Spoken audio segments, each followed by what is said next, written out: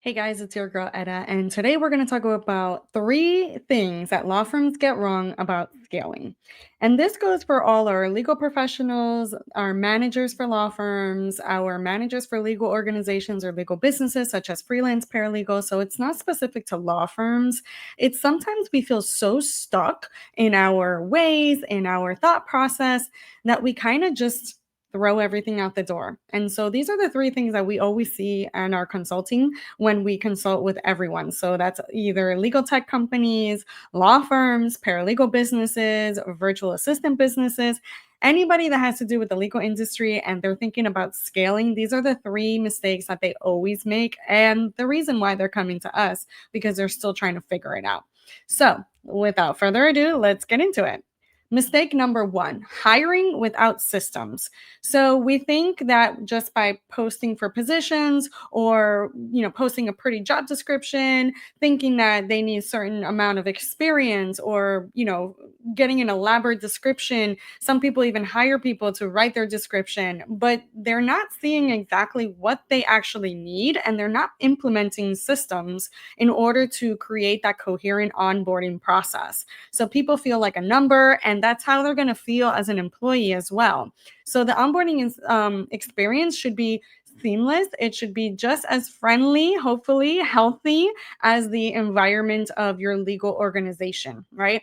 So I've seen this over and over again where firms get busy, so they hire more staff, but without systems. So you're just adding more people to a broken process, and that's not great either. So you're either hiring non seamlessly and creating chaos through the process, hiring without knowing exactly what you need, or you're just hiring to hire because you think you need more people. And the pain points are duplicative work. We duplicate a lot of work, which now we have wonderful legal tech tools and software and AI tools that can help you with reducing duplicative work. And you can automate and create systems and all the things. You miss deadlines constantly. You're missing deliverables if you're not through a deadline, system. You're missing client communication. You're miscommunicating with your client. Your clients are getting mixed signals and it's not a coherent message throughout. So all of these are broken systems and things that we need to, really stay in the forefront in order to create a seamless hiring process, right? We need to build workflows and SOPs before you hire. You need to create and cultivate a daily vision for your employees, because if you don't know what they need to do on a daily basis, how are they going to know? I mean, let's just think about that, logically, right? So create it and then put it into action. Really think it through. What is this person really going to do? What is going to be their daily responsibilities and priorities versus what you think is needed? Put yourself in those shoes, hire somebody that can help you, like our consulting firm or your manager, or just actually figure it out before you start hiring anybody.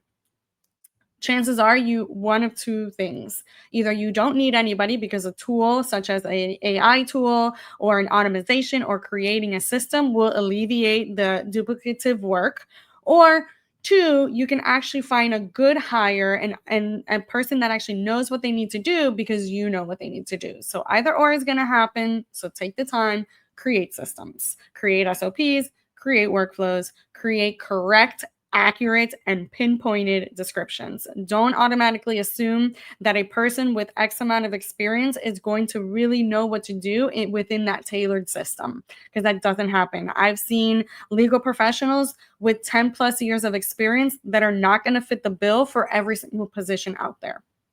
Put that into perception and perspective. Now, this is a quick example.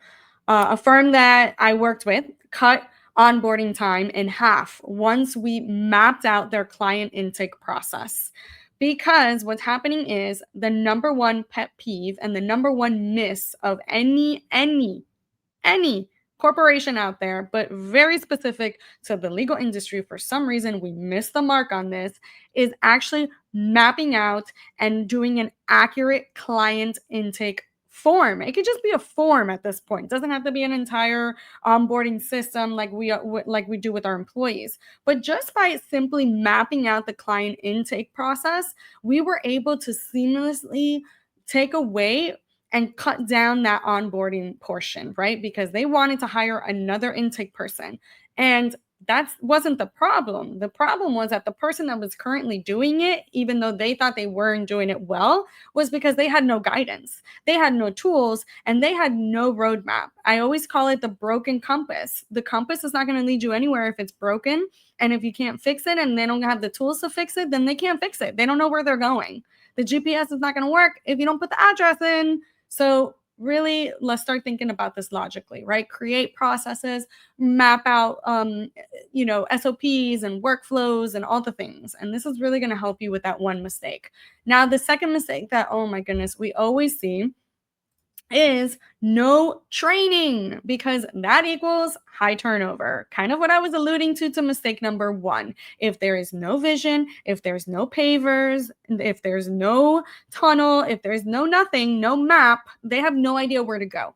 Okay. So we need to start hiring, training properly, but that doesn't stop at the hiring process. For some reason, we think that taking our highest producer, training our onboarding newbie is really going to give them the perspective and the tools and everything that they need in order to succeed. And that's just not necessarily true. Even your high performer sometimes is going to need training, because your processes are going to change, your SOPs are going to change, your clientele, your caseload, whatever it is, it's going to change. It's inevitable. Change is inevitable. So the training needs to be ongoing. It's not just at the beginning. It's not just when you're hiring. It's not just when you're transitioning or pivoting. No, no, no, no, no, no. This is an ongoing training session, and it needs to be cross-training. If you want more of cross-training, we have a video on that, which I'll link into the description, so you can learn more about cross-training and how to properly. If not, you're creating burnout, you're creating anxiety, you're creating a toxic environment. And although you think that's not important, it surely is, because you're going to pay for it quite literally at the end with a high turnover. Nobody's going to want to work for you. Nobody wants to work with you. Clients will leave because they're not getting the actual service that they want and that they pay for, depending on what, retainer agreement you guys are in. That's a whole other video. We could talk about that later. But know that we need to continuously train our staff members. Inevitable. All right. Mistake number 3, and probably my biggest pet peeve, especially as a consultant, is thinking that marketing will save everything. I have seen, quite literally, because I have seen it myself with the budgeting reports and everything that our clients have provided to us, that they have spent millions of dollars on marketing, which is okay. It's not a bad thing. I'm not saying you shouldn't. But what happens when the actual marketing works and your clients start coming in and your team has no idea how to handle the influx? You start trying to hire more people because you think you need that. No, no, no, no, no. Mistake number 2 was you're not training them properly. Mistake number 1 was that you didn't create processes. So before you do any of the above, before scaling and doing all the things and hiring and everything, you need to have a game plan. You need to know where the train is going. What direction is the train going? And trains go multiple directions, and that's perfectly fine. But you need to have a track for every single direction. Again, GPS ain't taking you anywhere unless you put an address on it. So these are the 3 mistakes: lack of training, lack of processes, and thinking that your marketing is going to fix everything. It ain't going to happen. Sorry to be the bearer of bad news, but scaling isn't about adding more, doing more, investing more.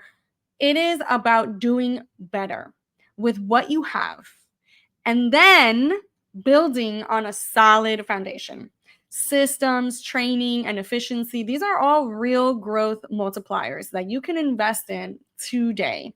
If you need any more help with this, let me know. Set up a free consultation. It's free. I only take 15 minutes to let you know if it's a yay or nay for us, and we can definitely get you started right now. Anyways, until next time, if you enjoyed it, please subscribe. Please share with your colleagues and let them know that we're out there and that we're willing and ready to help. Bye, guys.